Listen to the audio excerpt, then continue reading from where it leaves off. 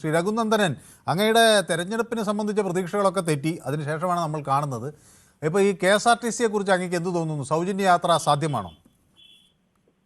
KSRTC അവർക്ക് ശമ്പളം കൊടുക്കാൻ പറ്റാത്ത അവസ്ഥയിലോട്ടോ അല്ലെങ്കിൽ KSRTC നഷ്ടത്തിലാക്കാതെ മറ്റ് വേറെ ഏതെങ്കിലും രീതിയിൽ ജനങ്ങളെ ബുദ്ധിമുട്ടിക്കാതെ ഈ പറഞ്ഞ കാര്യങ്ങൾ ചെയ്യാൻ പറ്റുമെങ്കിൽ അത് സാധാരണ ഓർഡിനറി ബസ്സിൽ ആയാലും മതി, ചെയ്യാൻ അവരെ കൊണ്ട് സാധിക്കുന്നു. അവരുടെ ഉദ്ദേശം എന്താണ് നമുക്കറിയില്ല.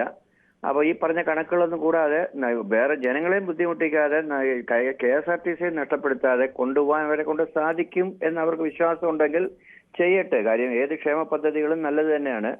അപ്പൊ ഇതിന്റെ അകത്ത് ഈ പെണ്ണുങ്ങൾക്ക് മാത്രം ആക്കാതെ 60 വയസ്സ് കഴിഞ്ഞ പുരുഷന്മാരെയും കൂടെ അതിനകത്ത് ഒഴിവാക്കിക്കൂടെ? ഇപ്പൊ ഞാൻ പറയുന്നത് ഈ സ്വകാര്യ ബസ്സുകളിൽ, പ്രത്യേകിച്ച് കൊല്ലത്ത് സ്വകാര്യ ബസ്സുകളിൽ പണ്ട് സ്ത്രീകൾ ഫ്രണ്ടിൽ കൂടെയാണ് യാത്ര കയറി കൊണ്ടിരുന്നത്. ഫ്രണ്ടിലാണ് അവർക്കുള്ള സീറ്റ്. പക്ഷെ ഇപ്പം സ്ത്രീകൾ പുറവിലെ സീറ്റിൽ വാതിലിൽ കൂടെ കയറിയിട്ട് 3 പേരിരിക്കുന്ന സീറ്റിന്റെ ഒരു സൈഡിൽ വന്ന് ഓരോ സീറ്റിലും ഇരിക്കുകയാണ് പെണ്ണുങ്ങള്. അപ്പൊ പിന്നെ ആണുങ്ങൾക്ക് ഇരിക്കാൻ അവിടെ പ്രൈവറ്റ് ബസ്സിലെ സീറ്റില്ല. അപ്പൊ പിന്നെ ട്രാൻസ്പോർട്ടിലും കൂടെ ഇവർക്ക് ഇത് കൊടുത്തു കഴിഞ്ഞാൽ ട്രാൻസ്പോർട്ടിലും ആൾക്കാർക്ക് കയറാൻ പറ്റാത്ത ഒരവസ്ഥ. അങ്ങനെയുള്ള അവസ്ഥകളൊന്നും ഉണ്ടാവരുത്. സ്വകാര്യ ബസ്സിലും ഈ പറഞ്ഞ അവർക്കും നഷ്ടം ഉണ്ടാവാത്ത രീതിയിൽ അവർക്ക് എന്തെങ്കിലും പാക്കേജ് കൊടുക്കണം.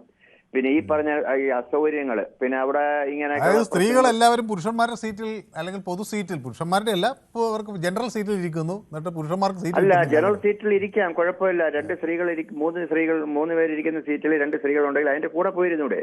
അതിന് പകരം 3 പേരിരിക്കുന്ന കാലിയായിട്ടുള്ള സീറ്റിന്റെ ഒരു മൂലയിൽ ഒരു സ്ത്രീ ഇരിക്കും.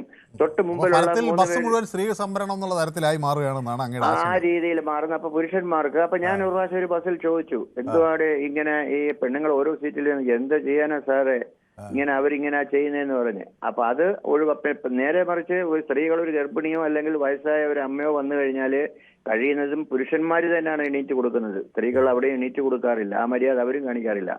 അപ്പൊ അതുകൊണ്ട് ചെയ്യട്ടെ, ക്ഷേമ പദ്ധതികൾ ചെയ്യട്ടെ. അത് ഈ പറഞ്ഞ കണക്ക് വേറെ മറ്റ് വകുപ്പുകളിലൊന്നും ബന്ധപ്പെട്ട് ആൾക്കാരെ വിഷമിപ്പിക്കാതെ KSRTC നല്ല രീതിയിൽ കൊണ്ടുപോകണം. അവർക്ക് ശമ്പളവും അവർക്കുള്ള പെൻഷനും എല്ലാം മുടങ്ങാതെ കൊടുക്കുക. ഞങ്ങൾക്കുള്ള സാമൂഹ്യ പെൻഷൻ കറക്റ്റായിട്ട് കിട്ടണം.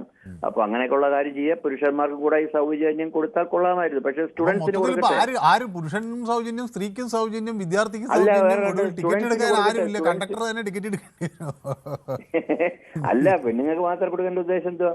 അല്ലെങ്കിൽ മൊത്തത്തിൽ എന്തിനാ കൊടുക്കുന്നത്? 60 വയസ്സ് കഴിഞ്ഞവർ കൂട്, സ്റ്റുഡൻസിന് കൂട്, പഠിക്കുന്ന പിള്ളേർക്ക് പഠിക്കാനല്ലേ പോകുന്നേ. അല്ലാതെ ഈ എല്ലാ ബസ്സിലും ഈ പെണ്ണുങ്ങളെ കയറ്റി ഞാൻ വീട്ടിൽ ചോറ് വെക്കാൻ ആള് കാണില്ല.